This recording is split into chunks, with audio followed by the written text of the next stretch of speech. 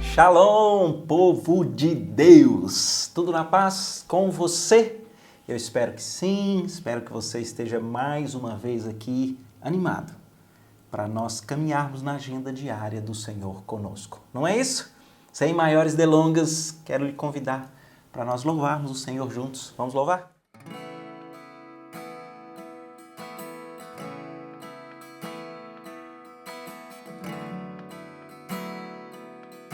Ele é aquele que estava desde o princípio. Estavas desde o princípio. Eterno tu és, Senhor.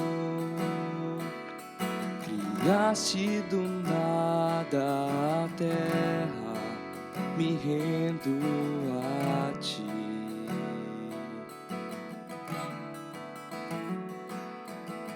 Antes que eu pecasse, pagaste o preço na cruz. Meus erros pesaram em teus ombros, me rendo a ti. Que posso dizer? Posso fazer se não entregar-te, ó Deus, meu coração?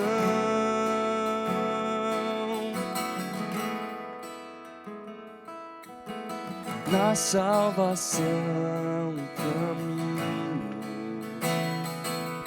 teu Espírito vive em mim.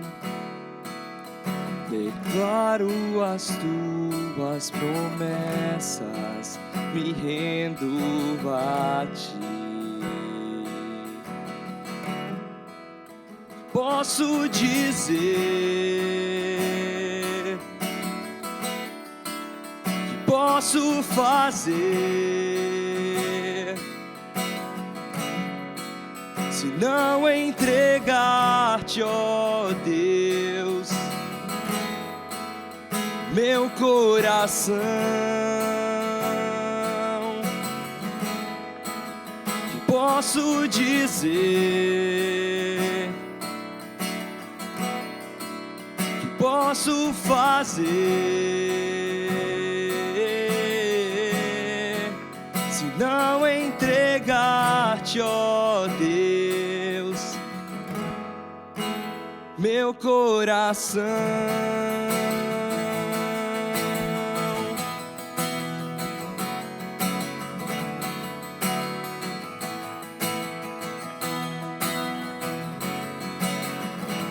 Estarei com mãos levantadas pra te louvar, pois tu deste tudo a mim, meu ser. A ti, ó Senhor, se rendiu, que sou é teu.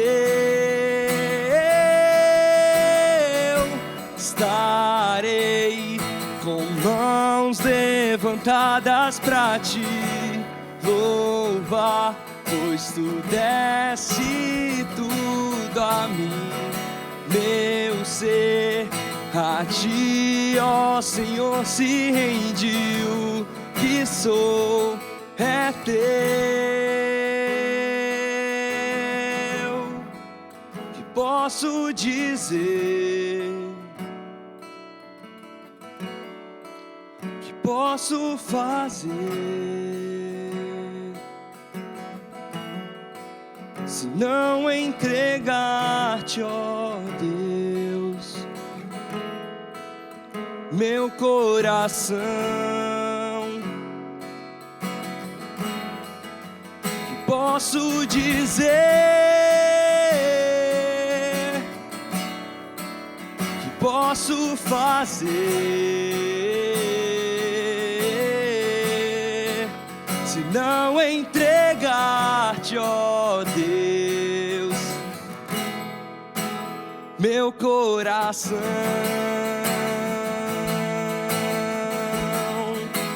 Meu coração, tudo que nós somos pertence ao Senhor. Estarei com mãos levantadas pra te louvar, pois tu deste tudo a mim. Meu ser a ti, ó Senhor, se rendiu. Que sou é teu.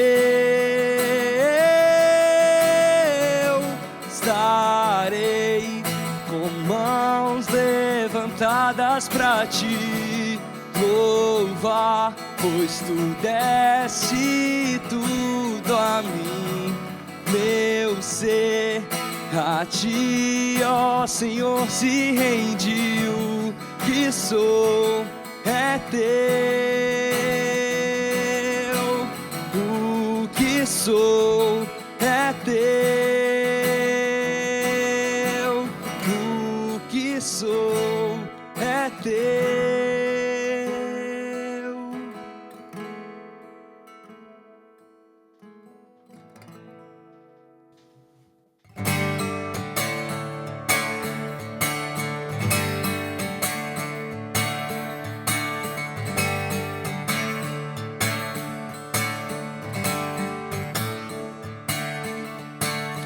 Vivo hoje, estou aqui, pois Ele decidiu me amar. E então eu posso livre andar. O seu sangue sobre mim me comprou, me restaurou. Sem culpa então me tornou. O passado já não mais tem poder, pois novo sou.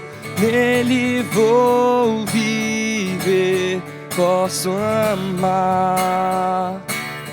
Toda a morte e o sofrer não me assustarão jamais, pois foi Ele quem venceu em meu lugar. Jesus Cristo, Rei dos Reis, nos trouxe a redenção, a esperança retornou, graça e paz nos revelou.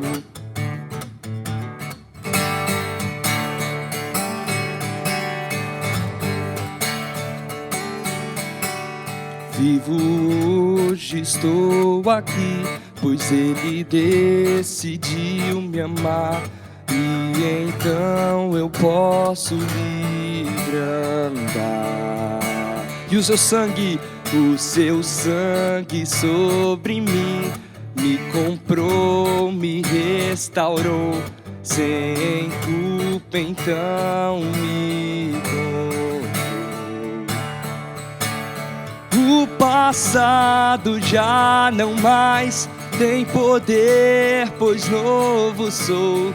Nele vou viver, posso amar. Toda a morte e o sofrer não me assustarão jamais, pois foi Ele quem venceu em meu lugar. Tudo entregar, vou me render aos seus pés, vou me lançar.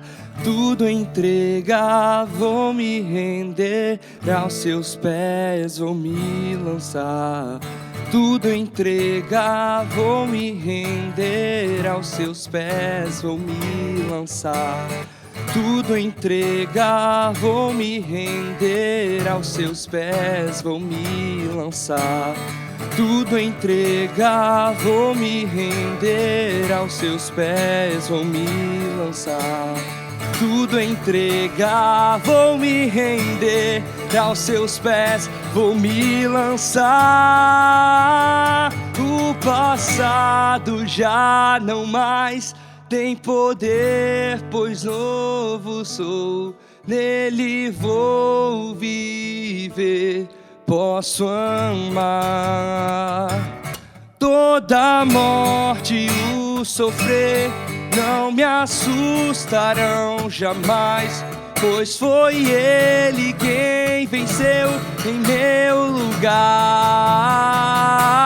Jesus Cristo, Rei dos Reis, nos trouxe a redenção, a esperança retornou, graça e paz nos revelou. Jesus Cristo, Rei dos Reis, nos trouxe a redenção, a esperança retornou, graça e paz nos revelou.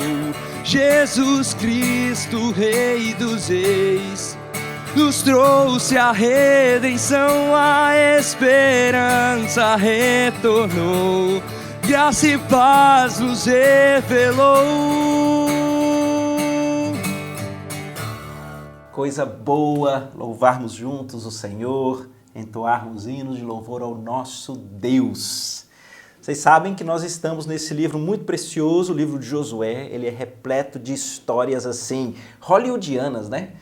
Dá pra gente imaginar filmes, né, com a queda de Jericó e depois com aquela estratagema dos gibeonitas, aquele problema em Ai, lembra do pecado de Acã? É muito interessante, nós estamos já chegando no capítulo 14. Ô gente, hoje o nosso capítulo, ele é bom demais. Deixa eu fazer uma pergunta para você antes de ler. Quanto tempo você acha que alguém aguenta esperando o cumprimento de uma promessa de Deus na sua vida? Quanto tempo alguém aguenta? Alguns meses, será que aguenta? Alguns anos, será que aguenta? Bem, nós vamos ver no texto quanto tempo alguém esperou para ver a concretização da promessa de Deus na vida. Segunda coisa, até que idade você acha que uma pessoa tem condição de servir o Senhor? Tem força. Até que idade alguém tem força para servir o Senhor? 50, 60, 70? Nós vamos ver no texto a idade de alguém servindo o Senhor. Muito legal. Hoje o nosso capítulo é o capítulo 14 de Josué e feitos aqui esses estímulos para te despertar a curiosidade, vamos à leitura. A primeira parte é sobre a divisão da terra aqui para as tribos, né? São estas as heranças que os filhos de Israel tiveram na terra de Canaã. O que Eleazar, o sacerdote, e Josué, filho de Num, e os cabeças dos pais das tribos dos filhos de Israel lhes fizeram repartir por sorte da herança, como o Senhor ordenara por intermédio de Moisés, acerca das 9 tribos e meia. Porquanto as 2 tribos e meia já dera Moisés herança além do Jordão. Mas aos levitas não tinha dado herança entre seus irmãos. Os filhos de José foram 2 tribos, as meias tribos de Manassés e de Efraim. Aos levitas não deram herança na terra, senão cidades em que habitassem e os seus arredores para o gado e para a possessão. Como o Senhor ordenara a Moisés, assim fizeram os filhos de Israel e repartiram a terra. Bem, acho que você entendeu. Vou só tentar aqui ver se eu não sou traído pela memória para tentar te ajudar. Lembra que quando o povo de Israel então está vindo para a terra prometida? Antes de passar o Jordão, 2 tribos e meia já tiveram as suas porções de terra atribuídas ali por Moisés. Rúben e Gade. Não é isso? Tenho quase certeza que sim. Eles atravessam o Jordão com aquela curiosidade. Os guerreiros de Rúben e Gade, mesmo já tendo a sua porção, eles atravessam juntos, para junto com o povo conquistar toda a terra. Mas eles têm porção do lado anterior do Jordão. Então, para o lado de cá, você tem essas 9 tribos e meia. Né? Chama-se meia, a meia tribo, porque não tem uma tribo de José. Tem as meias tribos, que é a meia tribo de Manassés, filho de José, e a meia tribo de Efraim, filho de José. E os levitas que não tiveram uma porção de terra, uma província para eles. Eles eram distribuídos porque eles tinham aquela função do templo, do cuidado, né? É também de lá que tem a linha sacerdotal. Eles tinham cidades, né? Para os levitas. Aqui tem só uma curiosidade, porque aqui diz que foi dividido por sorte essa herança conforme Deus ordenara a Moisés. Engraçado que eu fui atrás para ver, né, estudiosos, o que eles falam sobre isso daqui, e não tem uma certeza. Não se sabe muito bem como é que foi isso. Mas tem um rabino que escreveu um livro que se chama As Lendas de Israel. Esqueci aqui o nome dele. Que ele diz que foi assim. Até bem tranquilo. Primeiro ele chama atenção, não é curioso que aqui diz que tem 3 entidades participando desse sorteio? O Eleazar, que é o sacerdote, o Josué, que é o líder, e tem um terceiro grupo que são os representantes de todas as tribos. Então, o que é uma lenda, isso é uma lenda, tá? A gente está aqui batendo papo, é que teria sido assim. Primeiro, eles dividiram a terra em diversas províncias e deram números a elas. E colocaram esses números num determinado invólucro. Depois, num outro, foram colocados os nomes das tribos, num outro invólucro. E, por fim, estavam aqui os representantes de cada tribo. Então, nessa lenda, diz que Eleazar, ele tira um número, e eles então sabem que aquele número 3 é aquela província mais ao norte, com aquela descrição. Depois Josué tirava qual era a tribo, então entregava para o líder. E aquele líder então dizia, aquela província que foi estabelecida número tal, foi aquela que foi tirada por sortes para a minha tribo. Né? E em alguns momentos nas Escrituras você vai ver essa questão do tirar as sortes por conta daquele princípio que está lá em Provérbios. A sorte se lança ao regaço, mas ao final toda decisão vem do Senhor. Era algo que Deus tinha ordenado a Moisés. Então, conquanto aqui diz que é por sorte, eles estão cumprindo a palavra de Deus e com uma certeza, ao final, aquilo que parece aleatório, Deus está guiando. E assim foram distribuídos os territórios para cada uma das tribos. Mas agora me permitam ir com vocês para uma parte fantástica, fantástica. Preste atenção na leitura dessa história, ela é muito legal.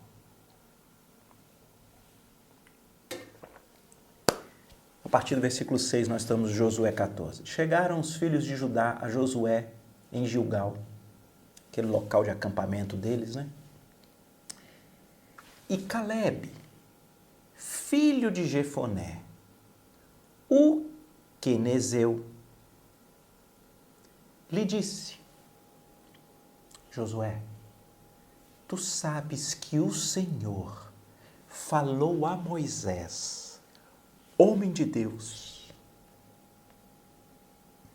em Cades Barneia, a respeito de mim e de ti.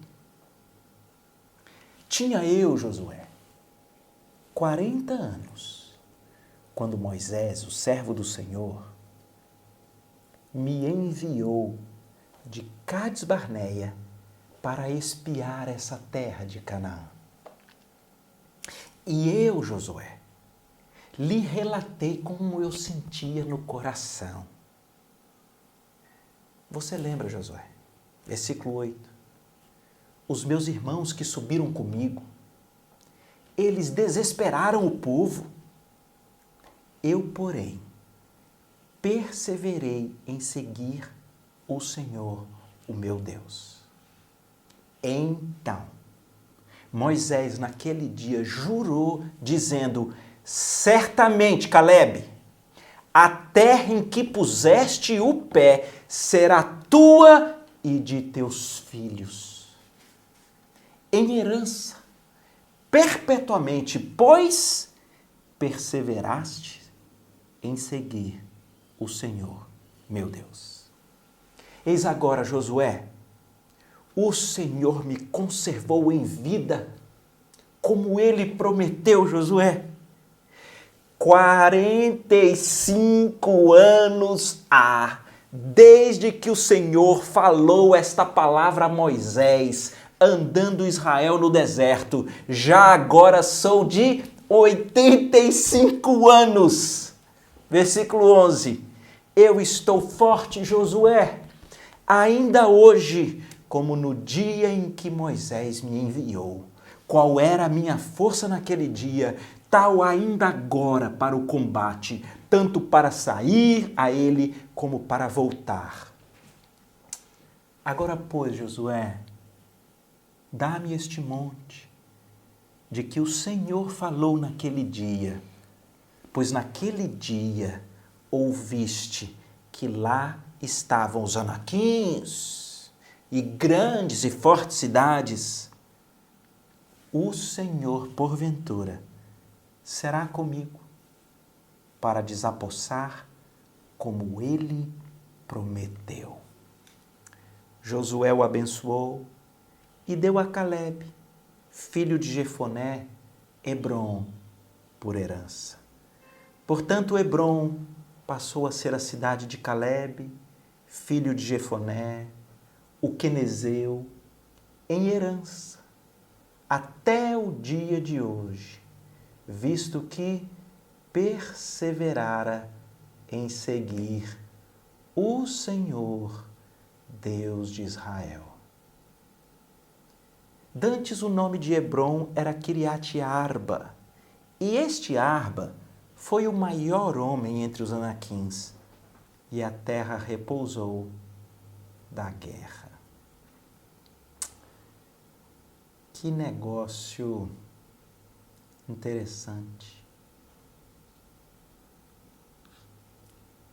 Você conseguiu ouvir a história de Calebe? Deixa eu fazer um retrospecto aqui com você para a gente ficar na mesma página.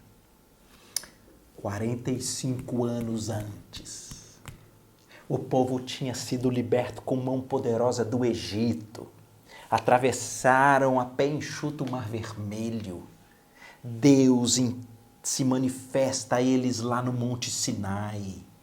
E Deus que os libertou disse: eu vou dar a terra prometida para vocês, que é a terra de Canaã. A narrativa que está lá em Números, no capítulo 13, diz que Moisés fez isso então. Ele chamou um chefe de cada tribo para espiar a terra. E ele manda Calebe, Josué e outros 10. E eles vão como espias, a surdina. O que aconteceu? É uma narrativa curiosa, porque o texto diz que quando aqueles 12 espias voltam, eles são concordes e unânimes em algumas verdades. A terra é realmente maravilhosa. Ela mana leite e mel. É daquela narrativa que tem aquela coisa linda que precisam de 2 homens para carregar cachos de uva. Mas então tem um problema. 10 daqueles 12 espias, eles medem as dificuldades olhando para eles. E eles dizem para o povo da terra é gigante. Eles usam expressões de medo, eles dizem, nós parecíamos como gafanhoto perante eles. Josué e Calebe, eles mediam o tamanho da luta, não olhando para o tamanho deles, mas olhando para o tamanho de Deus. E Josué e Calebe disseram, não, foi o Senhor quem prometeu a terra, Eia, subamos e possuamos a terra, porque certamente prevaleceremos contra ela. Mas aqueles 10 que olhavam para os dilemas, para os problemas, na comparação com o tamanho deles, eles fizeram aquilo que nós lemos aqui, eles geraram desespero ao povo. E o povo entrou em desespero e desânimo, e o povo não confiou no Senhor. E naquele que é um episódio muito triste, ele é muito triste, porque o povo de Deus tinha sido liberto do Egito, não era por poderio próprio, foi pela graça e a misericórdia de Deus, e foi Deus quem prometeu, e eles haveriam de lutar, mas era Deus quem ia dar. Eles não conseguiam crer. Naquele dia, Deus então fica irado com a falta de fé daquele povo. E Deus faz 2 coisas. A primeira é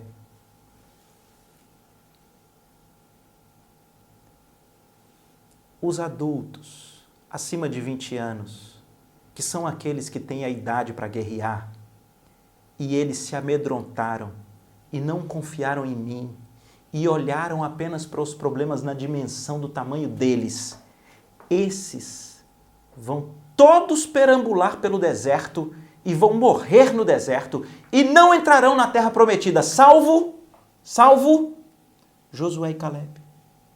Isso aqui é muito impactante. Nós estamos 45 anos depois e dos que tinham acima de 20 anos, que estavam naquele dia em que o povo resolveu não confiar em Deus e olhar apenas para as fragilidades deles. Todos sucumbiram no deserto, menos Josué e Calebe. Mas aqui tem uma coisa interessante. 45 anos atrás, Deus disse por intermédio de Moisés para Calebe: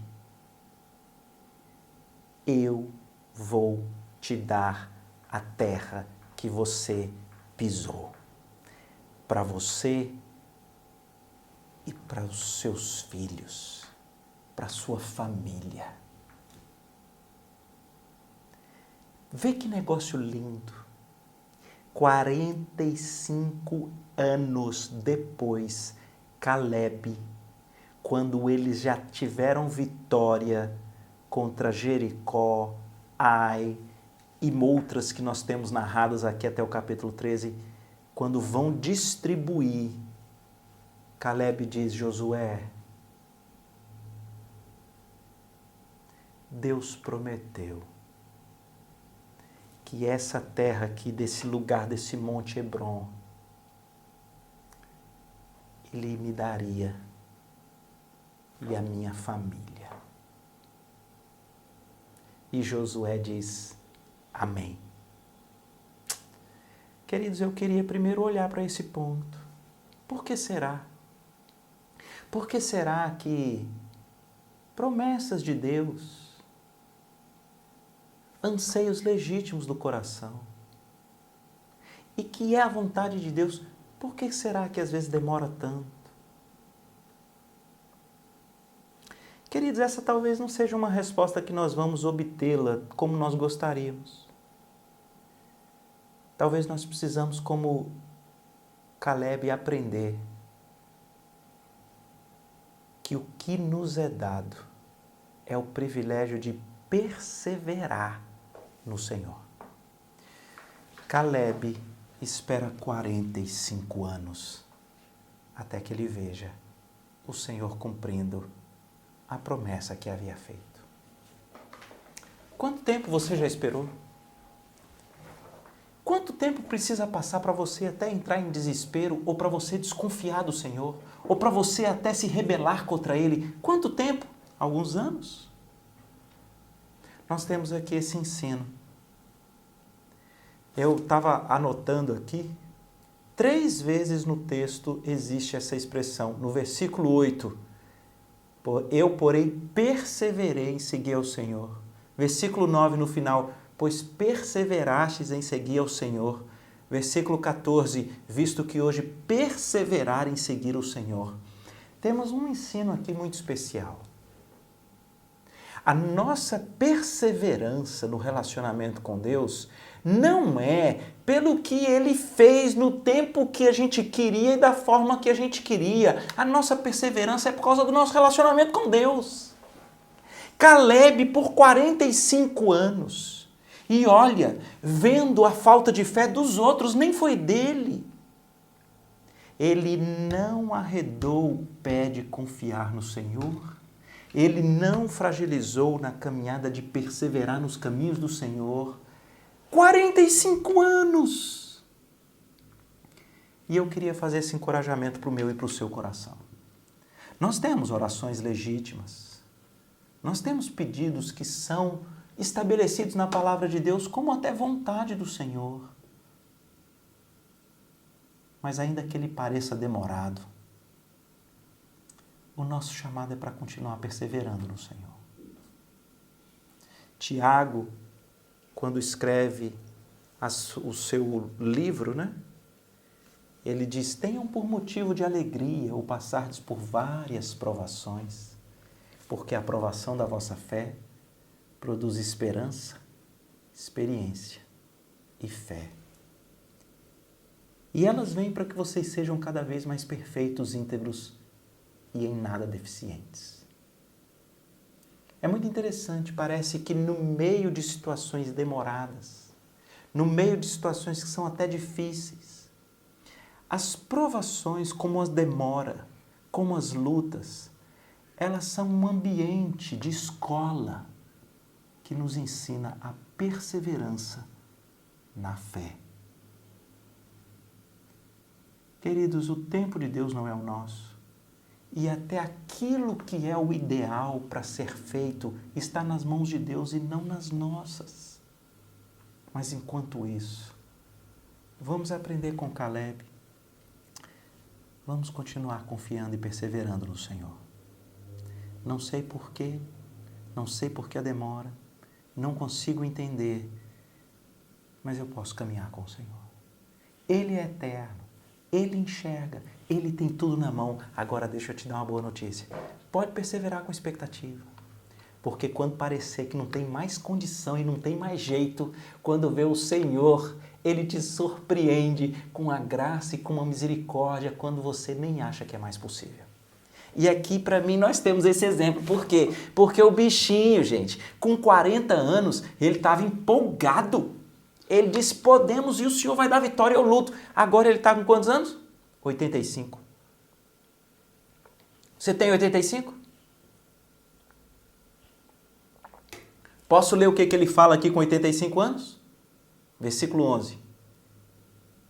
Eu estou forte ainda hoje, como no dia em que Moisés me enviou. Qual era a minha força naquele dia, tal ainda agora para o combate, tanto para sair a ele como para voltar. Uau!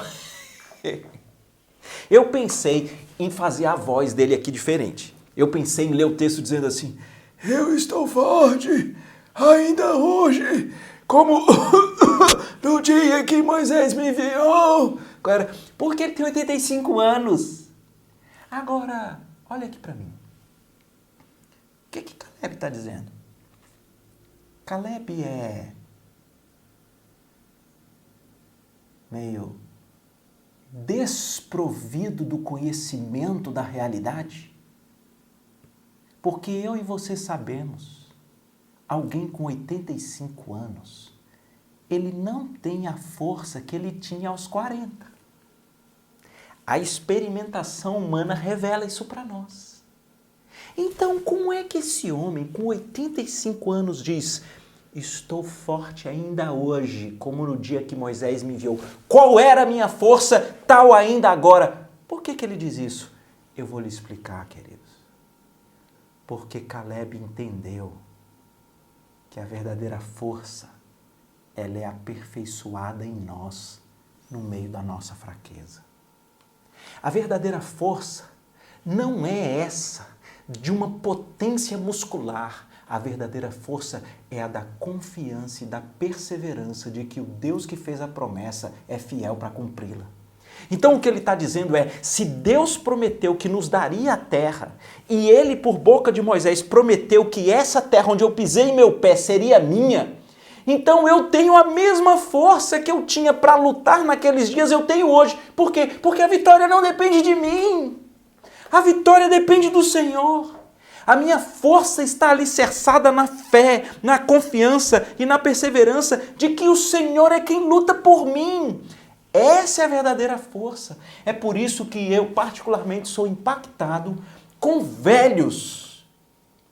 Velhos que talvez fisicamente pareçam ter um pouco mais de dificuldade da caminhada. Talvez podem até tropeçar com maior facilidade.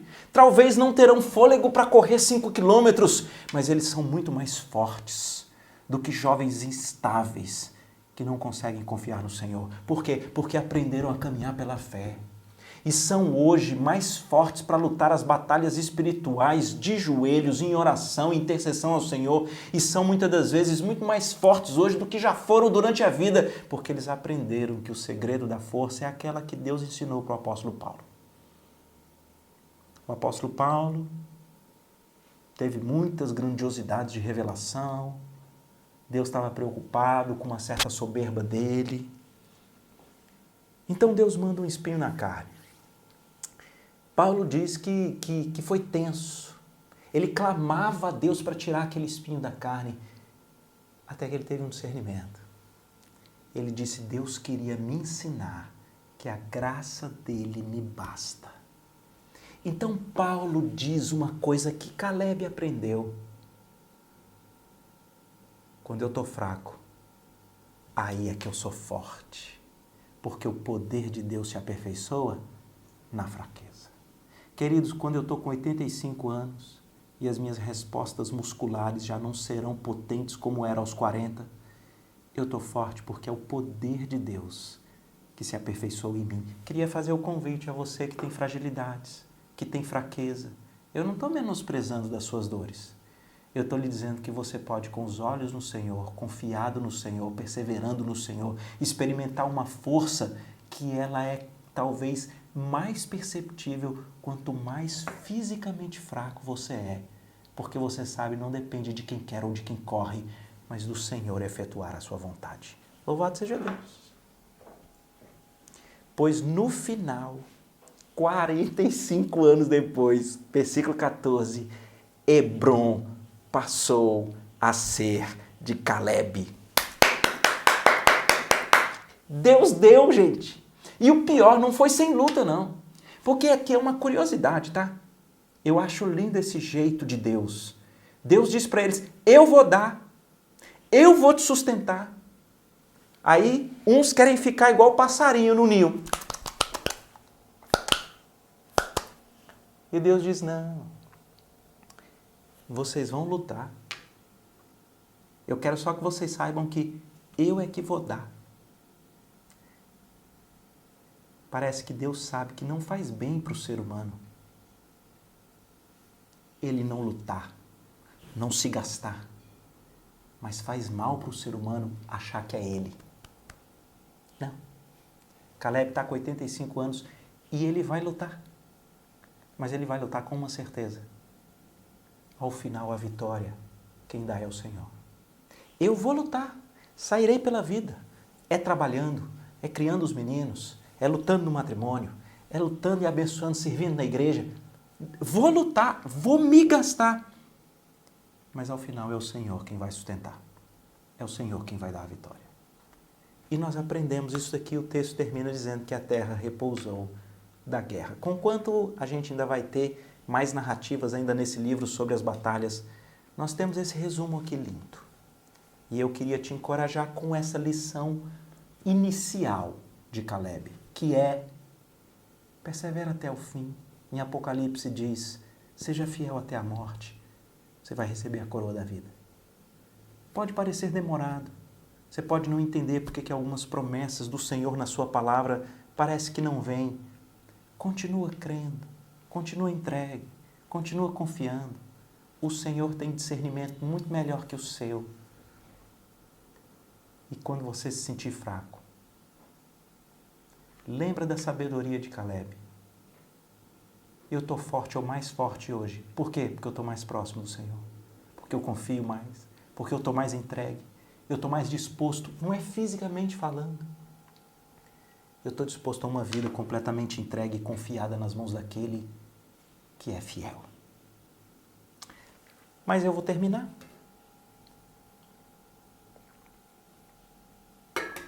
Com uma pergunta. Quem é você nessa história toda? Se você lê esse texto e você pensa assim, eu me encaixaria em quem aqui?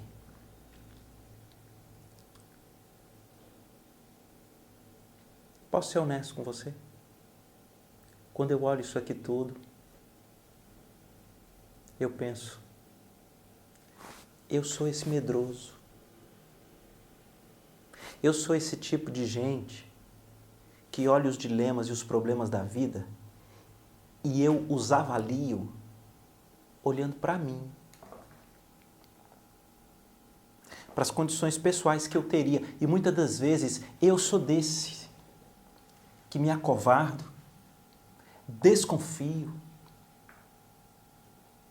porque as broncas da vida são fortes demais.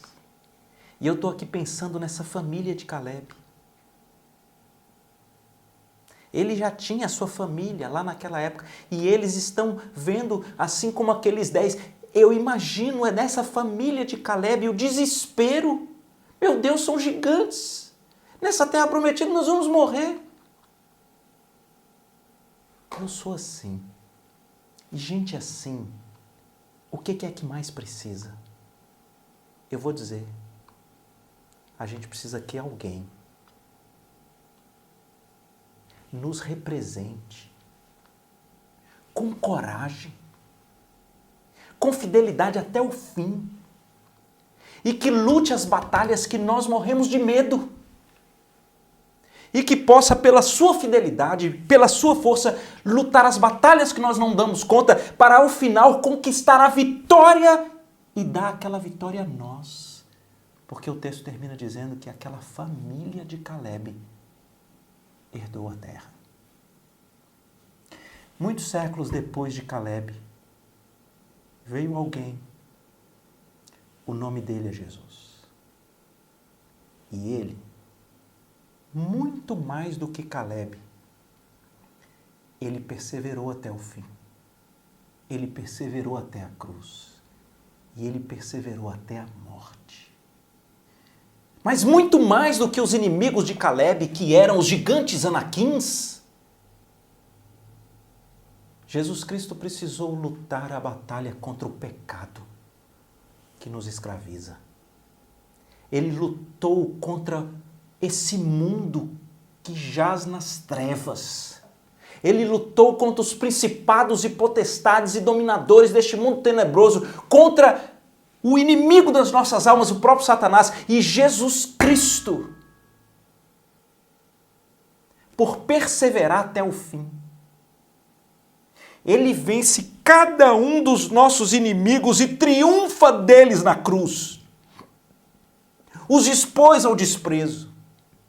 E por causa da sua fidelidade e perseverança até o fim, ele conquista novos céus e nova terra. E sabe quem é da família de Jesus? E sabe quem é que vai estar lá no novo céu e na nova terra? Porque Jesus perseverou até o fim, foi fiel até o fim, lutou as batalhas que eu não dava conta e as venceu e aplicou a vitória dele a mim. Sabe quem? Eu.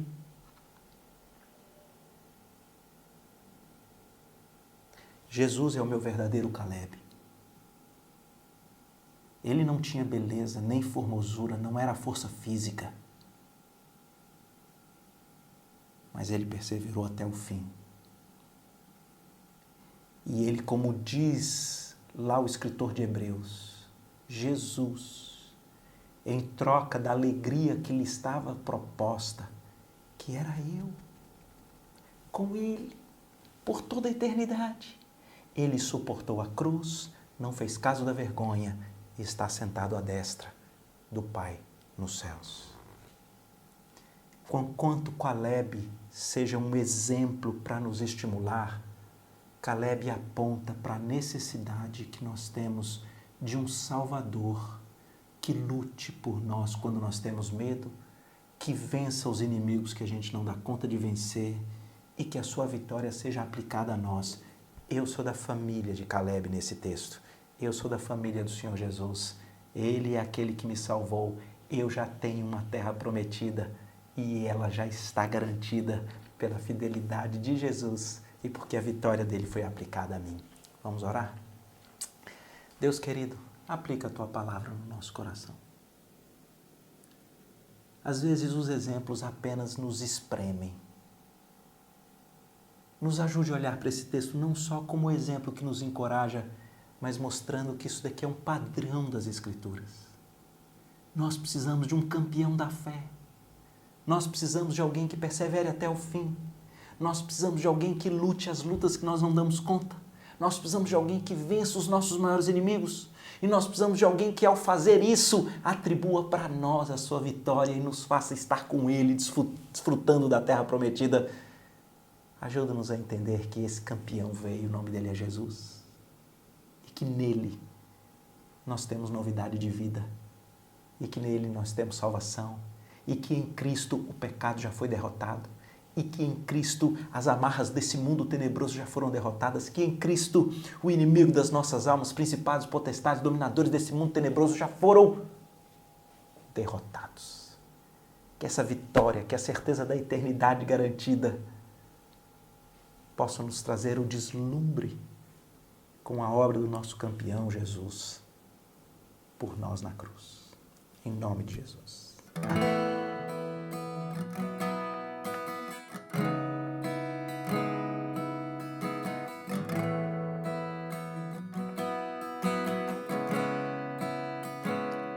Maior amor que o mundo já provou, sofreu, morreu, venceu a cruz pra me salvar. E até que eu veja a tua face, tua graça é o que me basta, fio em ti. Viver eu quero para ver teu reino aqui. Meu coração anseia pelo teu agir. E até que eu veja a tua face, tua graça é o que me basta, confio em ti. Viverei para amar-te, viverei para te louvar, viverei prostrado aos teus pés.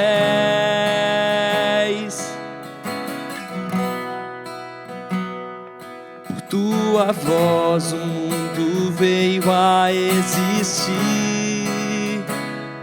Tu és a vida, o Redentor que veio a mim.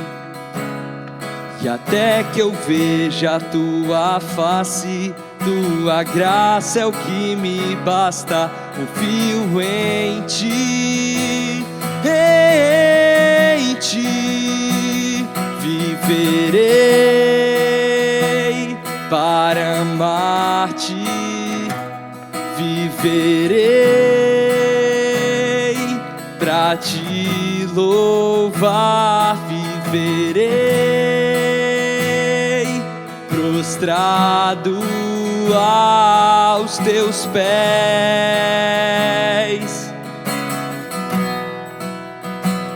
Viverei para amar-te, viverei pra te louvar, viverei prostrado aos teus pés.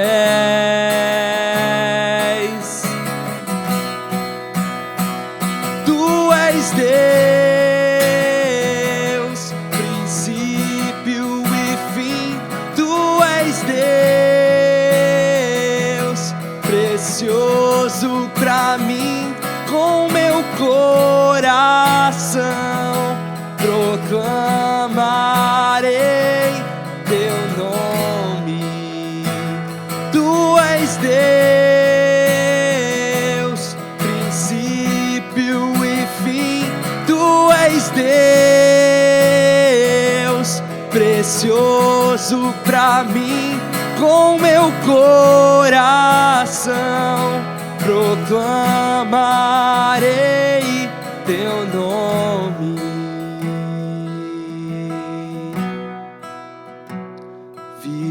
Viverei para amar-te, viverei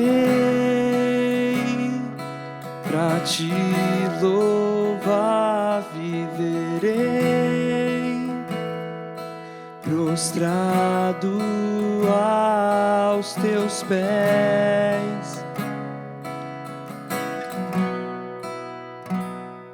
Maior amor que o mundo já provou. Eu queria agora orar com você por esse assunto aí, ó. Esse que é o que tem mexido lá no seu coração. É com filhos? É no matrimônio? É questão de trabalho? É saúde? É um esfriamento espiritual?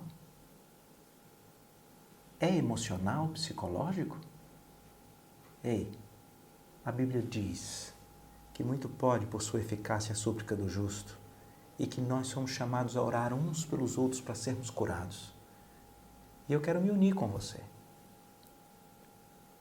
Vamos colocar no altar do Senhor essa sua questão. Pai querido, eu estou unido aqui, Pai,